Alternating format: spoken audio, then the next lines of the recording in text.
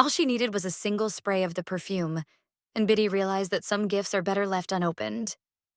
Once upon a time, there lived a beautiful woman who walked the busy streets of the big city. Her name was Biddy, and she was deeply loved by everyone around her.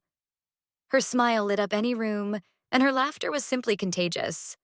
One day, she came home from work and found a gift sitting by her door. She picked it up, wondering who it was from. Walking inside, she searched the package for a note with a name, but only found a simple card that read, "May the aura of this perfume bring you the attention that you deserve." The perfume bottle was unique. Crystal glass with a golden nozzle that shimmered in the soft light of her bedroom. Biddy smiled, assuming it was from a secret admirer, or perhaps a client expressing gratitude. Her curiosity got the better of her, and without hesitation, she pressed the nozzle, spraying the perfume lightly on her neck. The fragrance was divine, a sweet blend of jasmine and sandalwood. Biddy inhaled deeply, savoring the scent. But then her nose twitched, and her eyes began to water slightly. Something felt wrong. She brushed it off as stress, placing the bottle on her dresser before getting ready for bed, knowing her morning would be busy. When morning came, Biddy woke up feeling odd. There was a terrible smell in her room. She wondered where it could be coming from.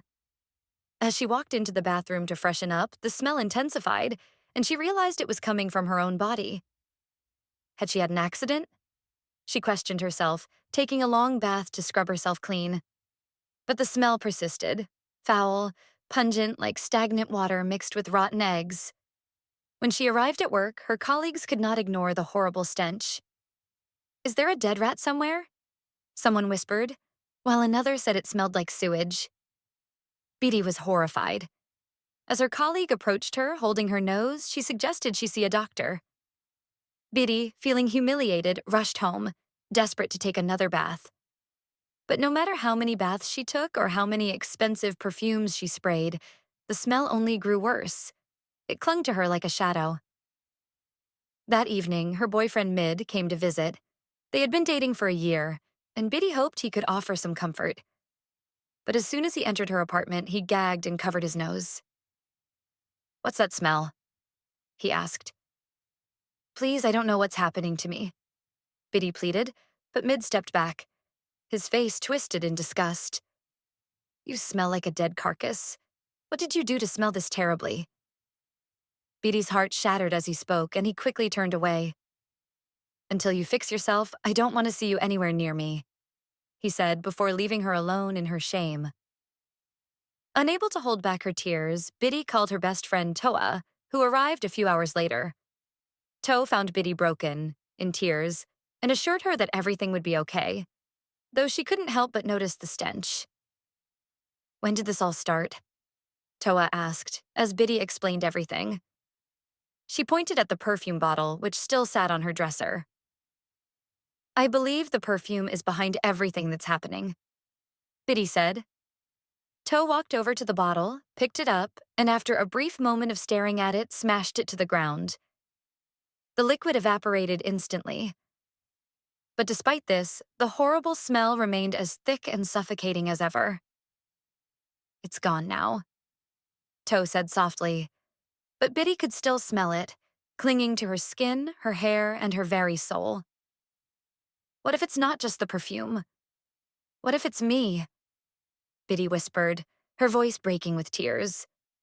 To flinched as the stench overwhelmed her senses, but she reassured Biddy, "No, you're not the problem. We'll figure this out together. You're not alone." That night, Toa stayed with Biddy, comforting her through her distress. Later, Biddy overheard Toa speaking on the phone to someone. "I'm so happy it worked," she whispered, thanking the mysterious person. Biddy, shocked, wondered what Toa was talking about. She pretended to sleep, but couldn't shake the feeling that something was terribly wrong. The next morning, To quickly left her house, heightening Biddy's suspicions. As the days passed, Biddy couldn't stop thinking about the strange phone call. Then, one day, she saw Yi, a man who had always been kind to her, standing at her door.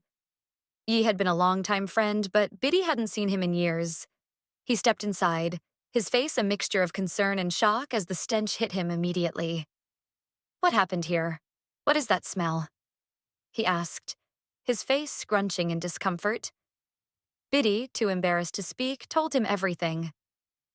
Yi listened patiently, ignoring the terrible smell as Biddy poured her heart out about the perfume, the hurtful words from Med, and the sudden chaos in her life.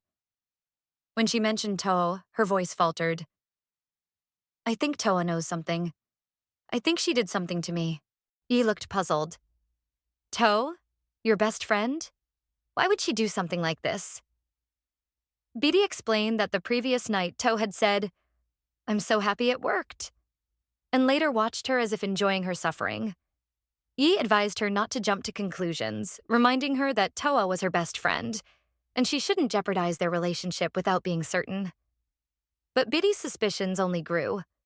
A few days later, as she sat with Toa, the conversation took a chilling turn when Toa said, Sometimes we have to lose everything to see who really cares about us. It felt like an admission. Unable to hold back any longer, Biddy confronted Toa, accusing her of being behind the torment she had been suffering. The two friends stared at each other in silence before Toa finally spoke. After everything I've done for you, you dare accuse me, she said bitterly. Biddy was heartbroken, and Toa stormed out of her house, slamming the door behind her. Not long after, Yi arrived. Biddy was a wreck, devastated by the loss of her friendship with Toa. Yi comforted her, and together, they sought out various doctors and healers, but no cure worked.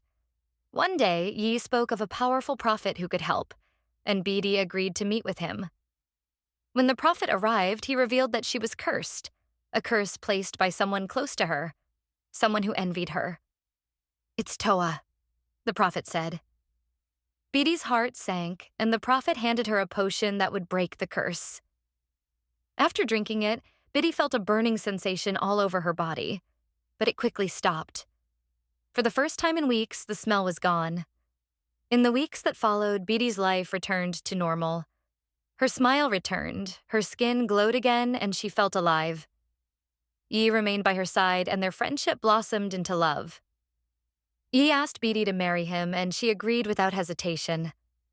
After meeting Yi's mother and spending time with her, Yi invited Biddy to wait in the living room while he spoke with his mother.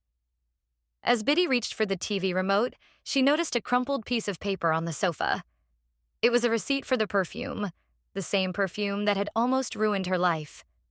Shocked, Biddy realized that Yi, not Toa, had been the one to give her the cursed perfume. When Yi returned and saw the receipt in her hand, time seemed to stop. Yi, you bought the perfume. You did this to me, Biddy said, her voice shaking with betrayal. Yi explained that he had loved her for years and had hoped that by making her vulnerable, she might finally love him back. But Biddy could not forgive him. You're supposed to be my friend. You're supposed to help me, not destroy me, she said. I want you out of my life. Don't ever come near me again. In the days that followed, Biddy focused on healing, reaching out to Toa to repair their broken friendship. But the damage was done.